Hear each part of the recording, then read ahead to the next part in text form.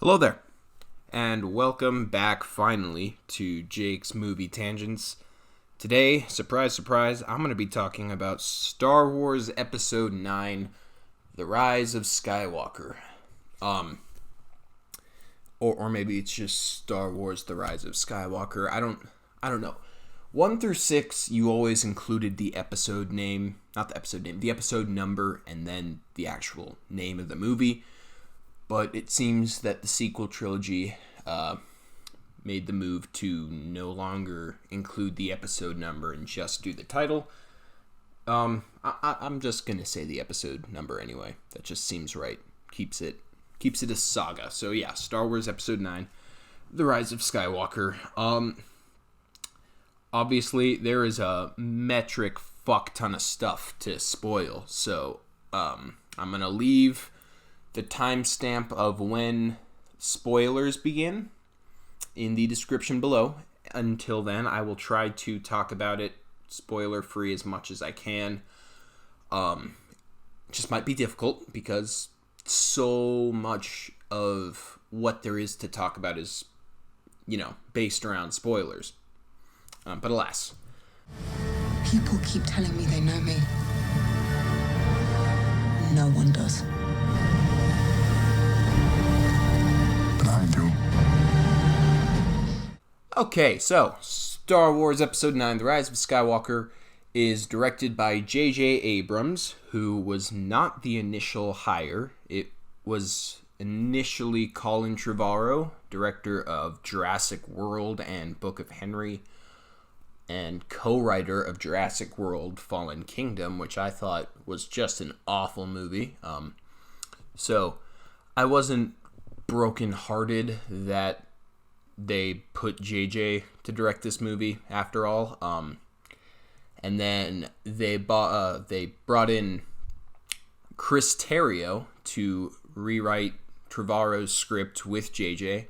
Chris Terrio wrote Batman v Superman, Justice League, which I know are kind of mixed received movies, but he also wrote Argo, which is an Academy Award winning movie. I think Chris Terrio won the screenwriting Oscar for that movie, so he does have talent. But yeah, so that's the creative team. JJ, Terrio, and then Trevorrow and Connolly still got story credits, so their story outline was clearly kept enough to the point that they would still get credited for a story contribution. But yeah, let's talk about the movie spoiler-free first. So overall, I really, really enjoyed this movie. It's definitely the weakest objectively out of the sequel trilogy, but I think I still enjoy it more than Force Awakens, because The Force Awakens has a more soundly written story. There's just less emotional moments and less holy fuck moments than Rise of Skywalker. And, if I'm being honest, if I have to be the first to say it, when I watch a Star Wars movie, I don't watch it like other movies. And this might piss some of you off, but fact of the matter is, I watch Star Wars movies differently. And I'm sure we all do. And just a lot of people are afraid to admit it, but it's just a different viewing experience. I don't go to a Star Wars movie and just think, okay, how objectively good is this? How concrete is the story? How smooth are the steps that move it forward? That I was going to add more, but that's that's really all I dialogue and such, except I do care about the dialogue because that's why episodes 1 and 2 are at the bottom of my ranking list. And then character-wise, that's kind of the biggest thing I look for in a Star Wars movie, is just what it does to the characters that the saga or the trilogy is about and how it moves their stories forward. And that's why I like Rise of Skywalker so much, because it does the most for the characters out of all three. It first and most importantly, it makes Rey the most interesting she's ever been. Without getting into spoilers yet, she's a little damaged and a little broken in this one, which is good to see, because in 7 and 8, she kind of, nothing could go that wrong for her. She kind of came out of every situation on top, which, it made it hard to root for her, knowing that she would just always come out on top. But this one gave her some vulnerability, gave her some flaws, gave her some choices that were made on not the best judgment, and that made us really kind of, at least made me want to get behind her. It made her more relatable, and that made her a better character. So I thought that was really good. Kylo Ren's arc, Ben Solo's arc, was completed as well, as, expected. And it was done in a very, very satisfying way. Again, there's a lot of spoilers to be talked about later in terms of his arc, but he was interesting. He was definitely... He had to... He had an interesting starting point because of where Episode 8 left him as the just newly self-appointed supreme leader of the First Order. It's interesting to see where his personality would take that regime. And he was definitely the most ruthless he'd been at points in this movie. There are moments where his just brutality is really not something we've seen before, and that was really cool. So something that's more of a negative for me is it's really the first half of the movie, or even just the first act, and how it's driven forward with this certain... It's a MacGuffin. It's a dagger that tells our main characters where certain artifacts are, which I'll get into with spoilers later.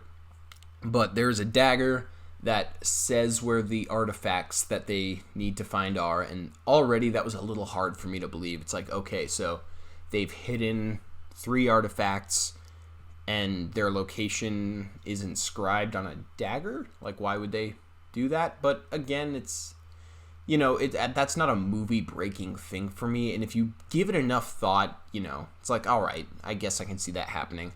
But these little artifacts were spread around clearly post-Return of the Jedi, so after Episode 6.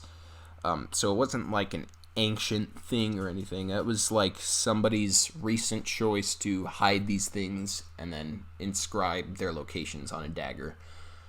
I guess it's a bit for you Harry Potter people out there, if Voldemort had his Horcruxes, these don't function like Horcruxes, by the way, if you haven't seen the movie. It's just the example I'm using. It's like if Voldemort had his Horcruxes and then wrote down where they all are on something, and then hid that something. Which, I don't know, I guess I would have preferred a more organic or natural kind of way of finding the artifacts. Maybe they're following someone there or something like that. Just the fact that it's written down somewhere is just weird to me. But I guess there are justifiable elements, which I'll talk about in spoilers. But that was the weakest point to me, is just the way that plot device was used and the way it was written and executed just throughout the first half of the movie was a little difficult for me to get behind, but I did get behind it. And even if you completely do not buy that dagger, I just don't see how that can completely tear down the quality of the movie for you, because there's so much else going on. Like I said, for me, what I really look for in a Star Wars movie is how each movie handles my characters and the characters that it introduces. And this one, like all entries in the sequel trilogy, did a really good job with taking them to new places, and that's such a good thing to me. See, what else is there to talk about that isn't spoilery. Also, just in general, the performances in this movie, like particularly Daisy Ridley, I thought was on a new level. Like, I thought Daisy Ridley was decent in Force Awakens. She was a little better in Last Jedi. In this one, now that they give her, like, multiple sides of her personality, she's fantastic in this movie. Easily the best that she's been in the trilogy in terms of acting, too. Between Adam Driver and Daisy Ridley and John Boyega, really the sequels are probably the best acted movies in the Star Wars trilogy, in my opinion. Even if you think they're awful movies, you got to admit, Adam Driver and Daisy Ridley are at least better than Hayden Christensen and Natalie Portman. Now, please, for the love of God, I am not throwing shade at either of those actors. Like, seriously, go watch Hayden Christensen and other stuff than Attack of the Clones and Revenge of the Sith. He can be a really good actor. And he does shine in moments in Episode 2 and most of Episode 3. So, no, I'm not someone who sits down and hates on Hayden Christensen because I actually like him, and I like him as Anakin. I'm just saying Adam Driver is a little better. Because he's fucking Adam Driver. He's incredible. I think he has a good chance of winning the Best Leading Actor Oscar this year. Not for fucking Star Wars, obviously, for Marriage Story. But that just, yeah, he's a great actor, Adam Driver. Yeah, Daisy Ridley stepped things up. So that was cool to see. John Boyega I think he got less to do in this movie than the other two. Because 7, he's kind of our introductory character that brings us into the universe. And so we get to know him kind of before we even get to know Rey or Kylo, or Poe for that matter. He's our key into the world of the sequels. So we learn a lot about him in 7, and then he has his whole own subplot in 8 where he kind of learns to shift his focus and devotion to the Resistance and just good in general rather than just to Rey. So he had that whole character arc in 8. And then in this one, this movie is very much Rey's story. Then Kylo's, but this movie is like more so than any of the other ones, Rey's story. So that's where some people who are, for some reason, really looking for Finn arc might be disappointed, I guess. But not to say he's like a unvaluable character. He absolutely is important, and there is a certain thing that's revealed about him, which I'll talk about in the spoiler section, that adds to him. It kind of came out of nowhere. So that's the thing with this movie, is there's so much in it, and I hate that I'm saying this because I hate just regurgitating what other reviews say, but in this case I do agree. I just don't think it affects the quality of the movie as much as, some people might think it does. But there is a lot going on in this movie, and that makes it so that certain things are just kind of rushed with. Certain characters you're clearly supposed to have more attachment to, even though they only got like 2 scenes. Certain, pieces of the story or like character developments are really quickly kind of glossed over because the movie has to get back to other things that it started or trying to finish, which can take people out of the movie. It didn't take me out for that much because, again, there's just so much to like.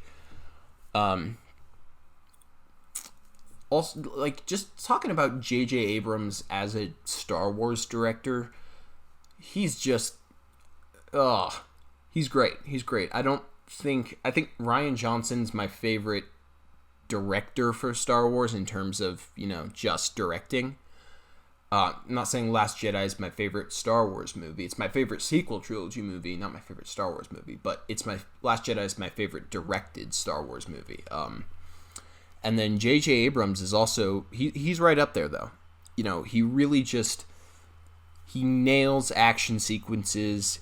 He gets the kind of small moments between characters. He knows when to maybe get a reaction shot from a character, which I think are really important. I'm someone who's a sucker for good reaction shots. I think they kind of add to the depth of any scene, which is something I think the prequels kind of lacked. Something I kind of found with George Lucas until Revenge of the Sith. I think with Revenge of the Sith, George Lucas really stepped up his directing game, but with Phantom Menace and Attack of the Clones, it really just felt like Lucas wanted to just film his script. He just wanted to... He had the story, he had the script, now he just wanted to put it on the big screen. So that meant pretty minimal thought into like the directing, the shots, the little moments with the actors.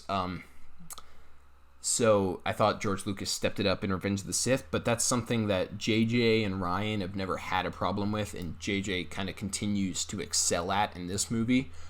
Also, something that JJ Abrams did in both Force Awakens and Rise of Skywalker that I just dig is in his lightsaber duels, he doesn't really have music. He lets a lot of it go with just no music, and it really just adds to the intensity to me. It's almost like he lets the sounds of the lightsabers be the music, which is a really cool thing.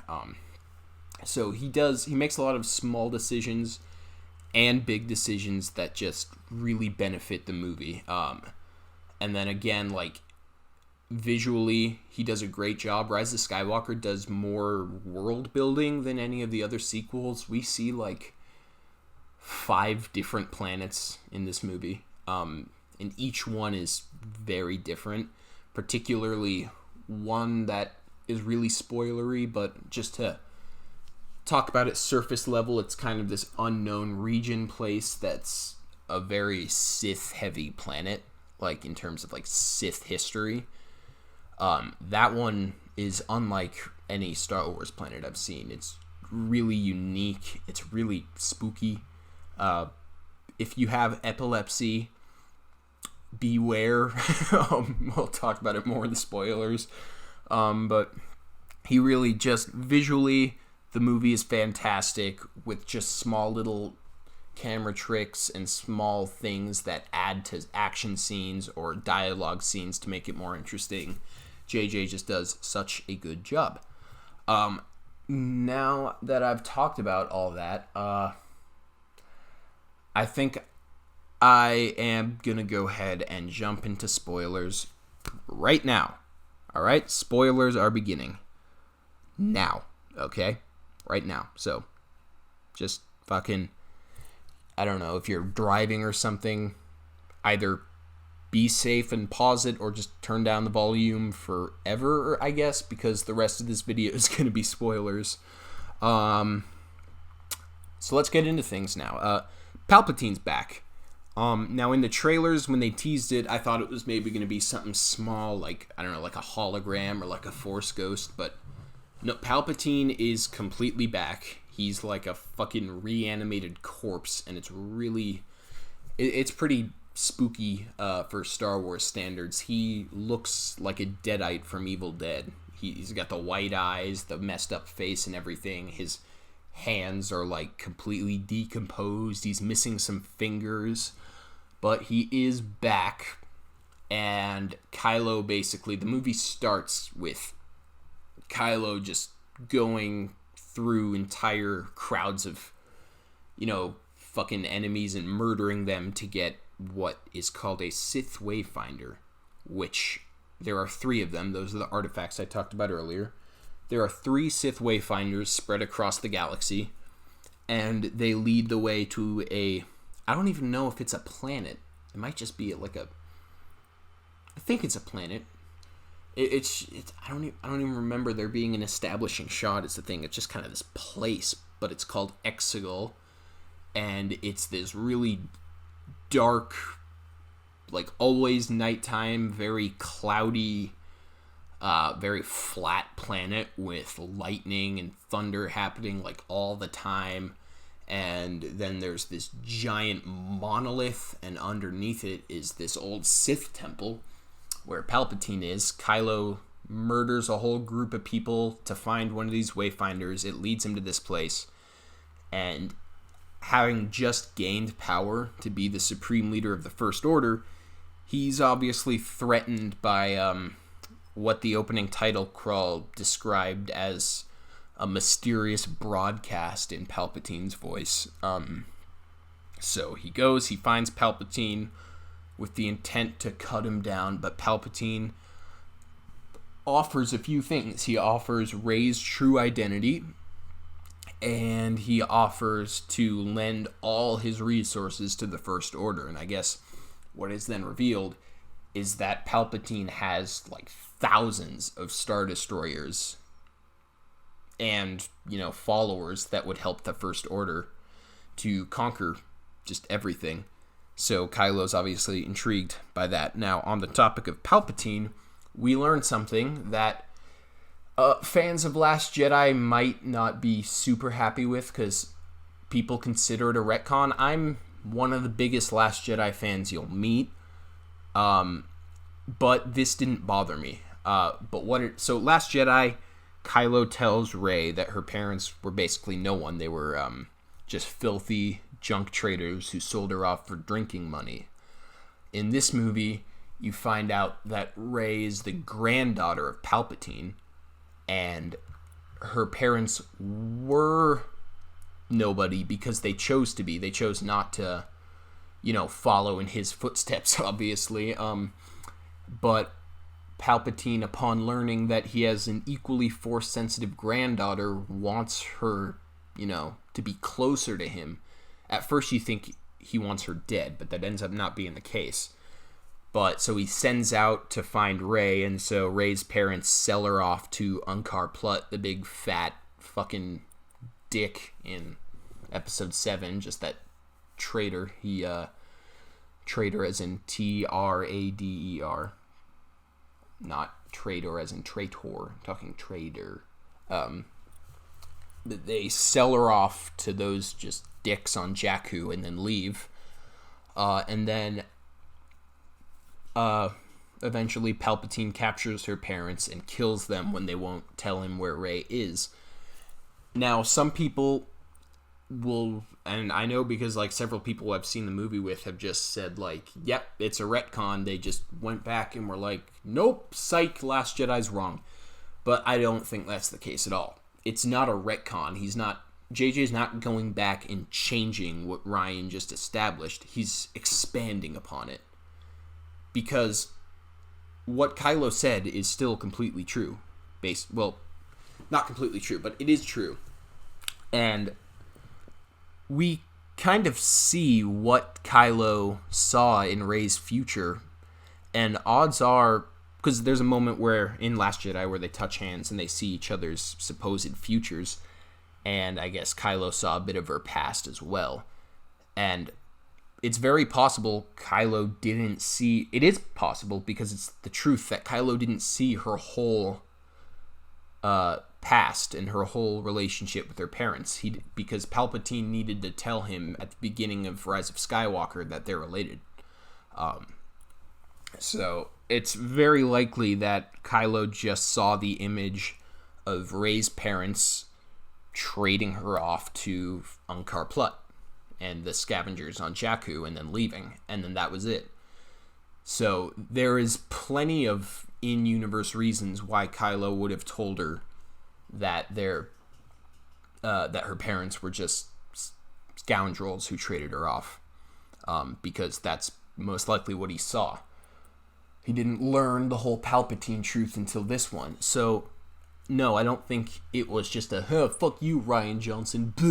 No, I don't think so at all. I mean, JJ has gone in the press for this movie saying that he really respects, the boldness of Rian Johnson's choices, and saying that he never found himself trying to fix any of it.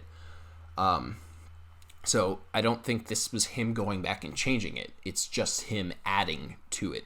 And it doesn't really change what the reveal in Last Jedi of Rey's parents was trying to do, because Rey finding out that she is a nobody in Last Jedi makes her feel a lot more vulnerable and alone and less fond of herself now that she knows she's not part of like the Skywalker bloodline. She feels less important, and she it diminishes the way she sees herself. Now finding out she's a Palpatine, she finds out, no, okay, she's not alone and she's not just nobody in this story, but she's actually part of the most evil fucking bloodline in the galaxy, in history. Like, she's a Palpatine, which is almost worse. You know, rather, you know, where Last Jedi had it, so she didn't, you know, she was unsure of herself because she felt unimportant. Now she's unsure of herself because it's in her blood to just be ridiculously evil and ridiculously strong with the dark side. So it really, again, it doesn't change what Rian Johnson put into play. It expands upon it. And really, it's the whole Palpatine thing that makes Rey's character so damn interesting in this movie, because she is just so confused about who she is and just so furious about who she is. Even before she learns, you know, that she is a Palpatine, there's a moment that hints to it where before she learns she's a Palpatine, she learns that she's really strong with the dark side. And this scene is really fucking well done. It's in the desert. For those of you who've seen the movie, you'll know what I'm talking about. But Chewie got captured in the desert planet and is being taken away on a transport ship. Finn runs down while Rey is confronting Kylo, and Finn's like, hey, they got Chewie. And then Rey looks up and sees a transport ship leaving, so she uses the Force and like tries to pull it back down to the surface. Kylo sees this. He starts using the Force to keep it going on its course. And since both of them are doing conflicting things, the transport just kind of stays in midair, and they're both fighting really hard to make it do what they want to do. And then in all this focus and strength, Rey just fucking shoots Force lightning out of her fingers, and it hits the transport and explodes it. And right there, she thinks she just murdered Chewie. And the audience thinks so, too, because we all thought Chewie was on that transport. So that was a holy shit moment, because there was a moment where Rey thought so, and the audience thought, like, holy shit, she just killed Chewie. And right at that moment, she really just starts to doubt herself as a human being and as a good person, and she really starts to be afraid of herself. And the audience is kind of afraid of her too in that way. So that was a brilliant way to start that off. So not only does she have that, but then she learns that she's Palpatine's granddaughter, which really just scares her even more. She really starts to think that, like, she has no good way of serving the galaxy anymore. The only thing she can do is, you know, fuck things up. But she wants to prove that she is better than her Palpatine bloodline, so she starts going after the Sith Wayfinder, not in the initial...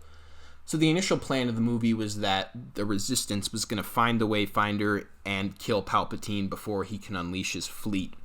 Now she wants to find it for herself, so she can go and kill Palpatine and kind of prove to herself that she's not like him. So then she goes looking for it. They end up on a planet in the Endor system. It's not the forest moon of Endor. It's a different planet or moon on the Endor system, but it's where the wreckage of the second Death Star is. By the way, I've noticed in these podcasts, a lot of it is just me recapping the plot, so sorry. And if that is a notable issue, feel free to let me know, and I will try to change it. I'm already trying to change that. Get more review rather than summary. But I just keep feeling the need to recount plot points. But basically, Rey ends up in the wreckage of the Death Star. She finds the Wayfinder. She drops it, and then Kylo arrives, and he picks it up. Oh, I got a Snapchat. Oh, I'm popular. No, I'm not. Also, my dogs are clawing at my door. They want to be let in, but I can't have a chihuahua in my lap while I'm doing this. I can't have him sniffing the mic. So, Kylo's been following her everywhere throughout this movie, if that hasn't been apparent. So Kylo picks up the Force Holocron, not the Force Holocron, why the fuck did I say that? Sith Wayfinder. I'm thinking Force Unleashed for some reason, a video game. But he picks up the Wayfinder, and Rey's like, fucking give it to me. I need to go find She says fucking. It's crazy. She's like, give it to me. I need to go find Palpatine now. And he says, the only way you're finding Palpatine is with me. And then he crushes it because he already knows how to get there because he is a Wayfinder and his TIE fighter. So he crushes the Sith Wayfinder that she just worked hard to find. And then she just whips out her lightsaber and starts swinging it at him and jabbing at him. There's a full like 10 to 20 seconds where he doesn't even take out his lightsaber and he's just dodging her attacks just himself. But eventually he pulls out his saber and a really, really cool fucking lightsaber duel ensues. And it's just them moving along wreckage in the Death Star. All the while there's like tsunami-sized waves that are coming at them. There's no music for like 85% of this fight. It's just them being pissed. Well, no, Rey's pissed. Rey's the one who's fighting with the intensity of someone on the dark side. Kylo's just kind of... He's mainly defending himself, but also he's pursuing her still. Like, there are parts where she kind of jumps to another platform. He'll still follow her. But they're fighting, and what I appreciated, because in the first fucking movie of this trilogy, and this was kind of my biggest gripe with Force Awakens, obviously, for those of you who have seen it, Rey wins the lightsaber battle in Force Awakens. And it's the first one she ever does. So right off the bat, it's kind of like, are we ever going to see her lose then if she wins the first lightsaber battle she ever has against Kylo Ren? But she beat him in Force Awakens. She doesn't win this lightsaber battle. The ending of it may tell you sort of different, but really... It's just, she's just fighting with so much rage and anger, and Kylo's really just calm and collected, so eventually he wears her down, and he has her basically on her ass, and she's on the ground, and he's about to land a killing blow, but then it's interrupted, and Leia makes one last effort to reach out to him, and she gets in his head. We don't know exactly what she says to him, but it makes him pause for a moment and drop his lightsaber. Rey catches his lightsaber and then just fucking stabs him in the gut with it. And then that was another oh shit moment. It's like, wait, did Rey just kill Kylo? Like, I feel like we're only in the second act here. God, again, I'm sorry, I'm just recounting the plot. But yeah, I really dug the duel. It's the choreography in the sequels is why I like the sequel lightsaber duels most of all, because the original trilogy was realistic. It was just sometimes a little sloppy, even though it was realistic. It was still sloppy at some points. And then the prequels were too unsloppy. You know, prequels... Okay, the one in Phantom Menace where it's Qui-Gon and Obi-Wan versus Maul, that was pretty down to earth. It was a little over-choreographed, but, like, still kind of buyable. Once you get into Attack of the Clones, the lightsaber fights in the prequels are basically just dancing. They're just doing spins and twirling their sabers around their bodies at many, many points, just completely leaving their bodies vulnerable for attack, but it's okay because the other person's spinning their saber too. So even the Obi-Wan and Anakin fight at the end of 3, I mean, I love that duel, but it's not my favorite like it is for most people, because though it's emotional and climatic, it's so over choreographed. And there's a point in the Obi-Wan and Anakin fight, if you rewatch it, where both of them are just spinning their lightsabers behind their back for like 3 seconds flat, and it's like, okay, well, one of you could have easily landed a blow while the other was fucking dancing. So yeah, Force Awakens established a new style where they're just kind of swinging them ruthlessly, almost like clubs. And then obviously it gets a bit more organized in Last Jedi, and then kind of Rise of Skywalker shows both Rey and Kylo at their most powerful, going at each other, and it's great. It's the perfect kind of choreography, I think. So I dug that.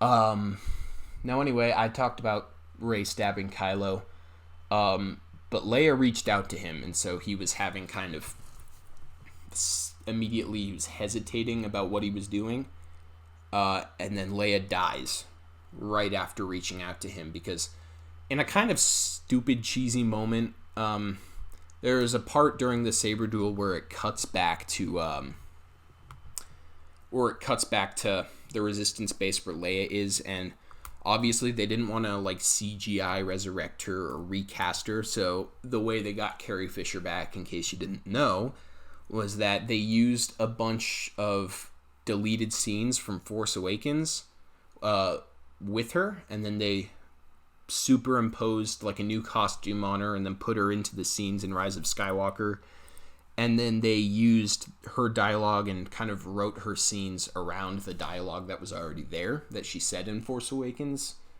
So these are deleted scenes, so obviously it's not repeated lines from 7. But, you know, a lot of it works because in 7 there's that almost suicide mission where they're going to fight Starkiller, and then so there are lots of times where she talks about that mission in 7 in deleted scenes where they can then have her talk about the mission that's happening in Rise of Skywalker that's equally unlikely to succeed. So that works. And then they have just other moments where it's kind of like Force talk, because they do, and God, I'm getting off track, but that's why this is Jake's Movie Tangents, and that's why it's a podcast rather than me sitting down and doing a review. But and I'll go more into this later, Leia's a Jedi in this, basically. She's Rey's master. You don't see old Leia doing any tricks, obviously, because they're using footage from Force Awakens, but Leia's finishing Rey's training in this. So they use moments, probably, if I had to guess, where she's talking about Kylo and the Force. They use it, so she's talking about the Force, but yeah, that's what they use. So obviously, though, they had very limited lines. They had limited lines to use for Leia, and so there's the moment in the lightsaber duel when they cut back where Leia kind of looks weak, and she walks off to a secluded location in the Rebel base, and then Maz kind of looks at R2, Maz Kanata, you know, the orange alien from the tavern, played by Lupita Nyong'o. Sorry if I butchered that pronunciation. But Maz just kind of looks at R2 and says, she knows what she has to do. It will take all the life force she has left to reach out to her son. And it's like, okay, you just kind of said that to the audience, and that felt really weird and really forced. And then personally, I don't even think we needed that. I think just watching Leia doing that would have been enough. You didn't need to narrate what she was about to do. But then again, there are some Star Wars fans who I've talked to that have missed very, very, very blatant things in every movie. And it makes them think that there's like a plot hole. So I guess you do need to explain it for some people. Still, it just kind of felt almost like Maz was breaking the fourth wall there. But she was talking to R2, I guess, because I guess R2 was curious. So yeah, Leia reaches out to Ben. It takes all the life force she has left, so she dies. And it was enough to distract Ben for a bit for Rey to fucking stab him. But then Rey senses that Leia dies, and it kind of breaks her dark side raging trance. A la Return of the Jedi, when Luke cuts off Vader's hand and then realizes, like, holy shit, I'm becoming like Vader. Similar to that moment, Rey kind of wakes up and snaps out of her crazy dark side moment. and sees Ben. And there was a moment earlier in the movie that established with this giant fucking serpent alien that was injured, Rey uses force abilities to heal it, where she transfers some of her life force over to it. Rise of Skywalker is actually not the first to do this. This is actually seen in The Mandalorian. If you watch it, Baby Yoda can do this. So, Rey can do it. Holy shit, does that mean Baby Yoda's a Palpatine? I'm calling it now, folks. Baby Yoda is a Palpatine. Whoa, what if Baby Yoda's Rey? What? I'm fucking joking. Or am I? But, yeah, so she can transfer some of her life force over to heal. So Ben's kind of on the ground dying, and she immediately realizes Leia's dead, probably realizes that she was trying to reach out to him. So obviously if she were to just let him die, that would ruin whatever the hell Leia just died for. So she heals Ben, and then flies away in his TIE fighter, and she takes it to Ahch-To, the island planet where she trained with Luke for a little bit. She burns down the fucking TIE fighter so she has no way off the island, and wants to do what Luke did in Last Jedi, which is just, hide from everything, because they both Luke and Rey feel like they have no benefit to bring to the galaxy. And I'll talk more about why Luke's arc makes perfect fucking sense in Last Jedi in a different video. I'm thinking I might do a video after this where I set a 3-minute timer for each Star Wars movie and review it. That'll come after this. And then kind of talk rankings. But Rey's basically like, I'm doing what you did. There's nothing good I can bring to this galaxy, so I'm hiding. And then Luke's Force Ghost he appears and kind of, talks her back into being helpful. And then he's like, hey, there's something that Leia would want you to have. And this was cool to me because they go into Luke's little hut, and she starts opening up this little package, and in that package is a lightsaber that we have never seen before. And it's Leia's lightsaber. And then we get a flashback with young CG Luke and young CG Leia doing a training lightsaber duel. And Leia's using that saber that we've just now revealed, but it's revealed that she stopped trying to be a Jedi because in her training she saw a vision of her son dying, and she thought, you know what, maybe it would help if I just didn't. That could have been delved into more. I don't know how her stopping being a Jedi would help, but oh well. So she stops trying to be a Jedi, and she's like, you know what, I'm just going to go back to being a general in the military. So Rey now has the Skywalker saber and Leia's saber, and then Luke is like, all right, fucking get back to it. And then he lifts his crashed X-Wing that was shown in Last Jedi that was crashed into the water. He lifts it out of the water, which is some cool payoff to something he was unable to do in Empire Strikes Back, and then she flies away in his X-Wing. This was a really effective scene. It finishes Luke's arc. If there was any doubt that it was finished in Last Jedi, it was definitely finished here. It brings some closure to Luke's actions, and it is really kind of touching motivation for Rey to get back into things. It was a good push, and I liked how it showed, because I'm sure we were all wondering, clearly Leia knows that she's Force sensitive after Return of the Jedi, so I bet a lot of people were wondering why she wasn't taking advantage of that in episodes 7 and 8, and this tells us why. So that was... And it also explains how she was able to use the Force to pull herself back onto the ship in Last Jedi. Because I originally kind of thought that was, and it still could be, sort of that whole thing where if you're about to die, your body might make some last-ditch extreme push to stay alive. Like, we watched this whole video in my anatomy class senior year of high school where, this guy got trampled by a giant boulder that was like, it was really fucking, it was like 800 pounds or 900 pounds or something, and he was able to lift it just enough so he could get out from under it. And he got injured like hell in the process, but he was able to do it. So that's what I think Leia was doing in Last Jedi, but also now we know that she does have some Jedi training under her belt. But we'll talk more about that if I choose to actually talk about Last Jedi, because right now we're talking about Rise of Skywalker.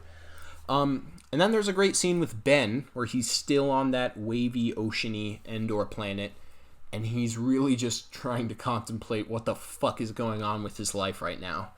And then we get Harrison Ford, which was amazing to see. It's so good to see Harrison Ford doing one more little scene in these Star Wars movies.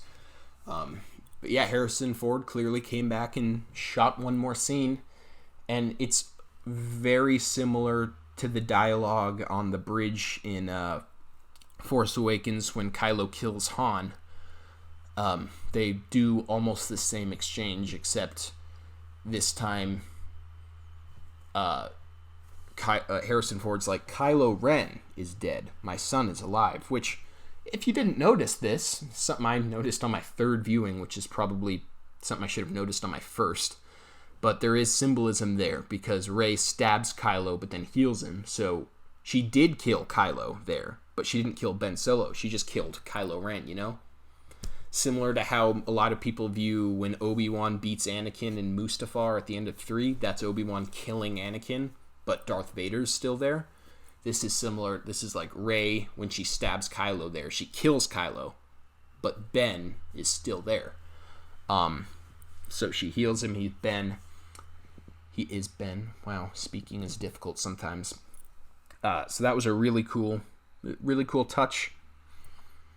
And yeah, it was an emotional scene. And then Kylo chucks his crossguard red lightsaber into the ocean. And then we cut away. And yeah, I thought that was a fantastic scene. It was really cool to see Harrison Ford coming back. And this is where a lot of complaints happen, which I want to address. A lot of people are like, oh, this whole movie is just fan service. And Harrison Ford coming back is just fan service and fucking fan service. And I'm really starting to think critics and people who are using this term fan service are really starting to resemble like a little kid when you teach him a big word and he doesn't entirely know what it means, but he kind of knows what it means, but he's using it a little too much, the little kid, and he's using it a lot of times wrong because he's just excited that he knows a new word and he wants to say it a lot. Show off that he knows this new word, but it takes him a while to actually nail it down, the actual meaning of the word. And that's what I feel like a lot of critics and fucking audiences are doing with the term fan service, is they've heard it, they kind of know what it means, and they're like, wow, look at me, I know fan service, fan service, fan service, fan service, everything is fan service. No, okay? I'll tell you what fan service is. Fan service is Darth Vader at the end of Rogue One fucking up everybody in that hallway. It was great, but it wasn't crucial to the plot of Rogue One. Okay? Little moments like that. They're cool moments that might prey on your nostalgia or your fandomness of this series that don't really move the story forward or do much for the story, but they're just kind of there to make you go, woo! Harrison Ford coming back was not just fan service. It was there to fucking move Kylo's arc forward. It was there to be a poetic end of Kylo Ren and a rebirth of Han Solo. It wasn't just there to make fans go like, whoa, it's Harrison Ford. And if you think that's all that was, then, I mean, I don't think you're watching movies right. You gotta be able to look into things, try to view them for their intended purpose, not just on a very superficial level.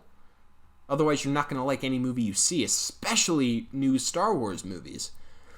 And then I'm sure people also thought Leia being a Jedi was just fan service. Also, no, not at all. Her being able to reach out with the Force is what brought Kylo back. It's how she was able to train Rey after Luke died. All right? I mean, there is also a story-driven reason for that. It wasn't just useless. And then another fan service moment would be, a lot of people think Palpatine being back is just fan service. No. He is pulling the strings the whole fucking time. He's the villain of the whole Skywalker saga. If Palpatine were to just come back for a scene and start electrocuting motherfuckers and then go away, that would be fan service. But he's crucial to the story. He's Rey's grandfather. He's her potential pull to the dark side. He is Snoke, as is revealed. He's basically the puppet master manipulating a reanimated corpse that was who we thought was Snoke. So, no, Palpatine being back isn't fan service. It is a creative choice. And then yet another moment, obviously, I've just talked about it, Kylo comes back to the light side. So when Rey goes to confront Palpatine, he eventually comes to help her, and he uses the Skywalker lightsaber while Rey uses Leia's lightsaber. I guess maybe people think that's fan service. Again, no, wrong, incorrect. Okay? That's the Skywalker lightsaber. Ben Solo is back. He's in the Skywalker bloodline. Of course he'll fucking use the Skywalker lightsaber. I mean, also he just threw his red one into the fucking ocean, so what else is he going to use? He could either use Leia's or he could use the Skywalker saber. And Leia's was just gifted to Rey. So of course he's going to use the Skywalker saber. People look at things so superficially if they want to, and it kind of blows my mind. So a lot of what people just wrote off as fan service is way more than that, and has a way deeper, more powerful meaning. And that's really a big thing about a lot of the criticisms of this movie, is that there are definitely weak points in the story, and it does prey on your nostalgia a bit, but if you just let the little bits of weak points in the plot, and then also what you might call on a superficial level fan service, if you just let that ruin the movie for you, despite all the emotional impact, and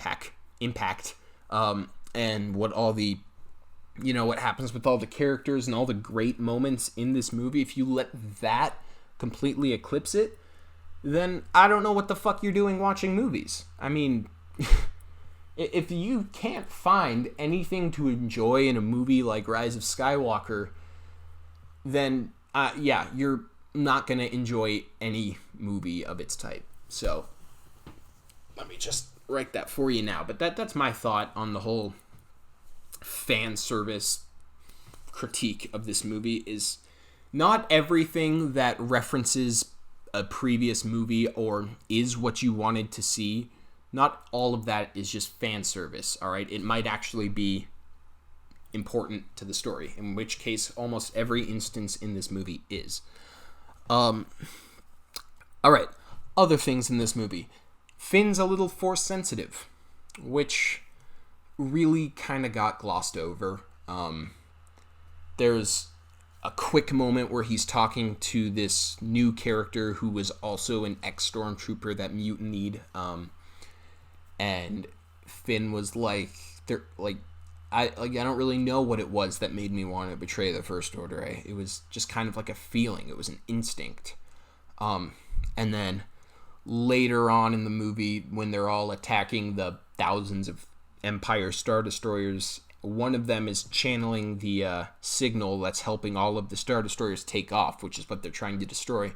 But they're all like, wait, which Star Destroyer is the signal coming from? And then Finn's just kind of like, that one. And then they're like, how do you know? And he's like, a feeling. And that was one of the things that got really glossed over. Is I'm sure there was a lot more depth intended for Finn's force sensitivity, but since it was only like those two moments, it really just kind of felt like plot convenience. The movie's 2 hours and 20 minutes long.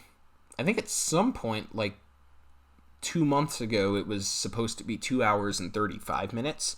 I don't know if that was like an initial runtime and they cut some stuff, but I do think this movie really could have benefited from an extra 15 minutes. If Endgame can be 3 hours, this one can be 2 hours and 35 minutes. I think an extra 15 minutes would have really, really helped this movie, because some things, like Finn's force sensitivity, got brushed over.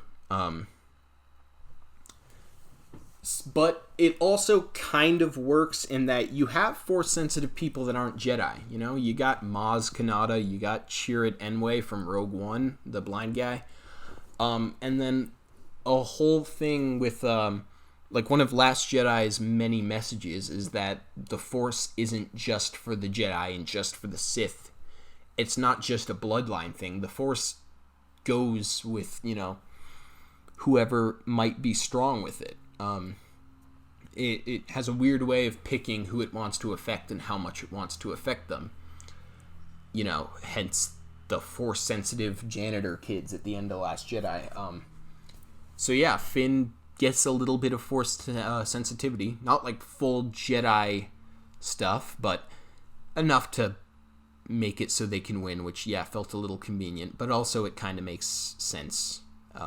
It's not completely ludicrous that he would be able to have a little bit of Force in him.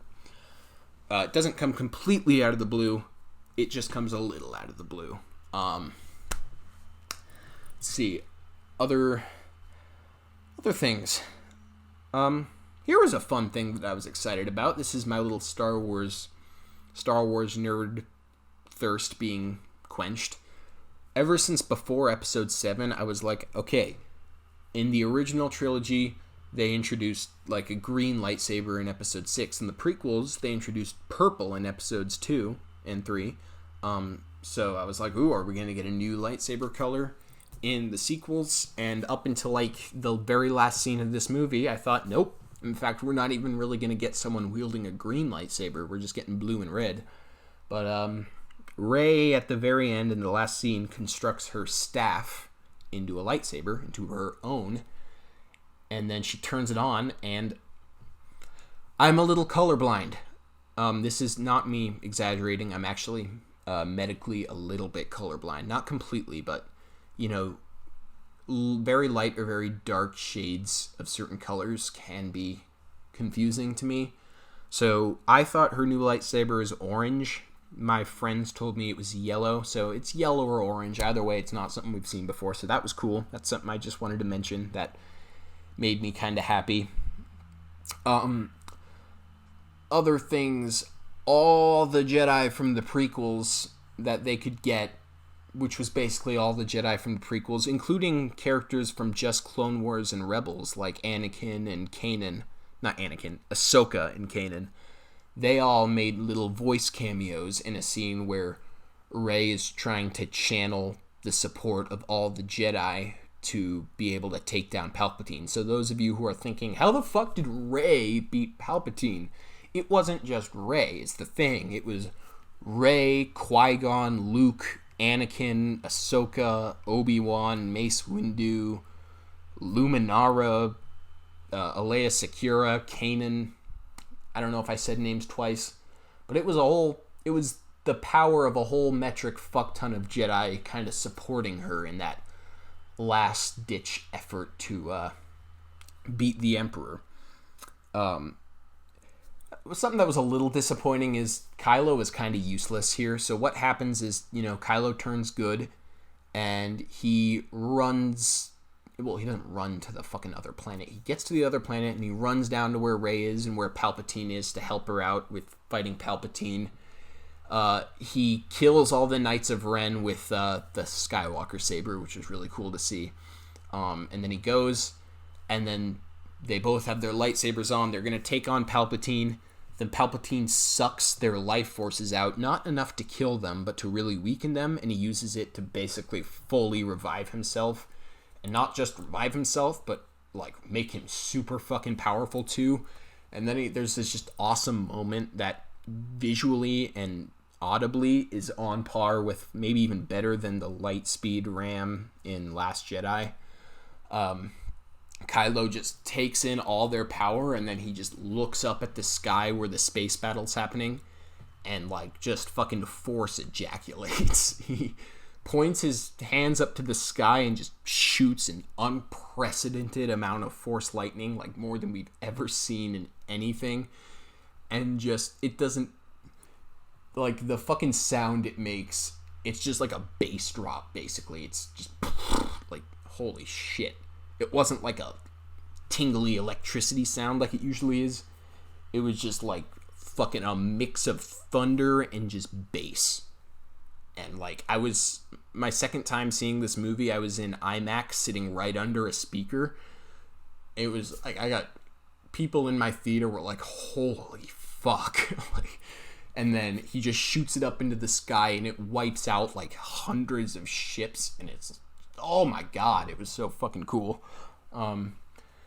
And then he channels some of that power at Rey. He probably would have killed her if he didn't waste a lot of it on shooting it into the sky. I guess he didn't waste it. He killed a bunch of enemy ships.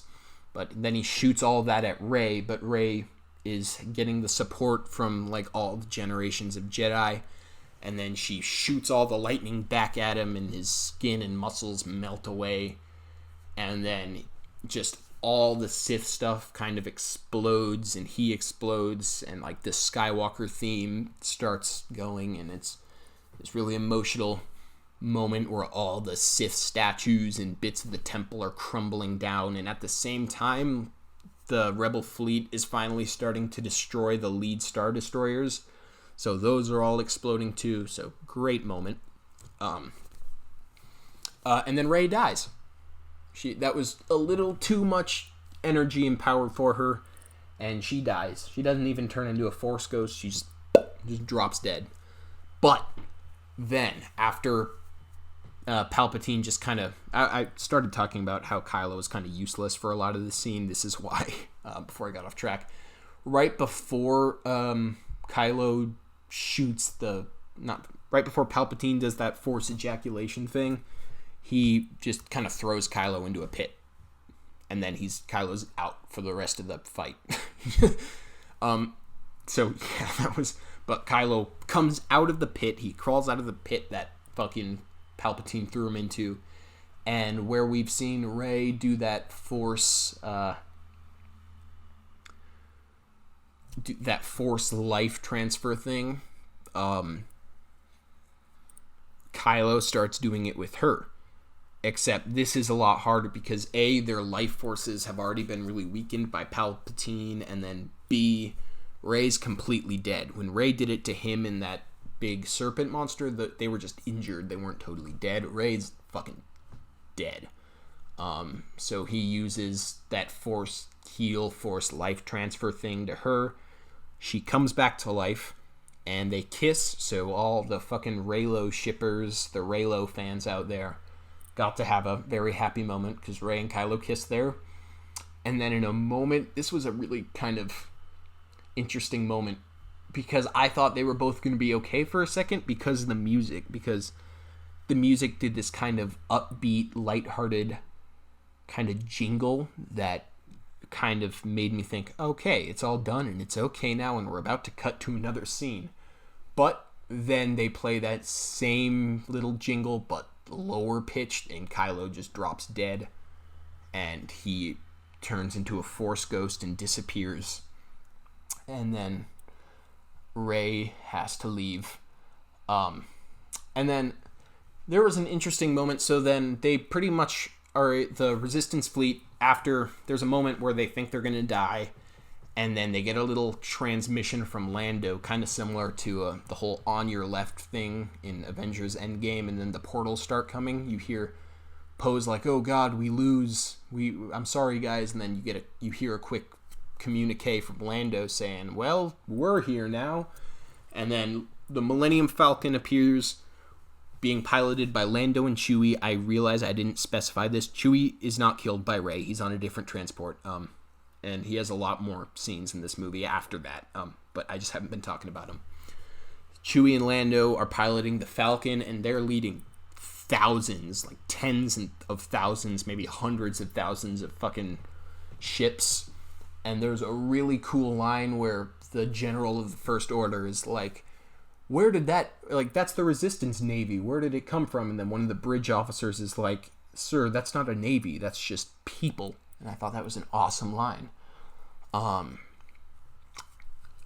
then, so then all those ships are able to shoot down the Star Destroyers, take out the crucial spots on the Star Destroyers. So that was a good moment. So those are all coming down. And then, if you've seen the movie and you plan on seeing it again and you didn't catch what I'm about to talk about, look out for it because it makes more sense. But after Kylo dies, you see all the Star Destroyers falling down and going down to the planet's surface. And then it cuts to Bespin, cuts to Cloud City, and you see a Star Destroyer falling down and crashing into the land and people cheering. And then you see that on Endor with the Ewoks and they see it. And then you see Jakku with another Star Destroyer crashing. And for a bit, I was like, wait, how the fuck do they see what's happening on Exegol? That makes no sense.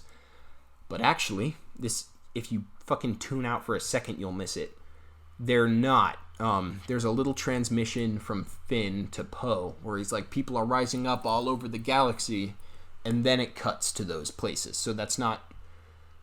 I thought they were seeing what was happening in Exegol, but it's not. It's just other Star Destroyers around the galaxy being taken out by people rising up. So, in case you had a similar confusion as I did, there's an explanation. And then, then Rey goes to the old Skywalker farm on Tatooine, the Moisture Farm, where the Lars family lived. And then a random Tatooine citizen is like, there's been no one here for so long. Who are you? And Rey's like, I'm Rey. And then she looks out onto the horizon by the twin suns, and you can just kind of make out the Force ghosts of Luke and Leia smiling at her, and she says, Rey Skywalker. Which was a really touching moment. I'm not usually one to critique movies based on what I was hoping to see, so that's why this isn't a critique with the movie. Make no mistake, this is just something I would have liked to have seen, but me not seeing it doesn't make me like the movie less. But you see Luke and Leia smiling at her at that moment. I think it would have been powerful to have Anakin and Kylo there also, so you get the whole Skywalker line looking at her. Or at least Kylo, just to get some closure with that death, because, they just kissed, so it's... that would have been meaningful for her to see Kylo. So I would have liked to have seen that, but it didn't. So I'm not going to dwell on what I wish I could have seen, because ultimately I wish I could have seen a perfect movie. Don't we all? So really that's irrelevant. And then, that is the movie. I just talked about it for a while, kind of sloppily, but that's why I chose to do a podcast, because I really wanted a format where I could just talk for a while and just say all my thoughts in whatever order they come. If you've listened this far in, hey, thank you. I appreciate your dedication. Hopefully you've seen the movie or don't care about spoilers, because I spoiled the shit out of it. Definitely go check it out. It's objectively the weakest of the sequels and maybe weaker than some prequels too, but subjectively, it's my fourth favorite Star Wars movie. I like it less than Empire, I like it less than A New Hope, and I like it less than Last Jedi. Fourth place. But I would really recommend seeing it, and I would recommend, even though I just did a review and you're watching it, try to disregard other opinions you've heard. Really, please just form your own opinion, for God's sake. So Rise of Skywalker, what did you think? Hopefully you didn't hate it. I know it's fun to be extreme about these kind of things, but these just aren't very extreme movies. They're not amazing. They're not fucking masterpieces, except to me Last Jedi came impressively close, and they're not the worst movies ever made. I think Force Awakens is a great movie. I think Last Jedi is an incredible movie, and I think this was a good movie. But I like it more than Force Awakens still, just because of all the really fucking goosebump warranting moments and all the emotional closure that you get. So, that's my thoughts. Thanks for listening. Check out the movie. if you haven't, it's fucking Star Wars. I don't think you need me to tell you to. If you haven't seen it, it's probably because you just don't care or are actively avoiding it. So yeah, tune in next time to whatever that next time might be about. Bye-bye.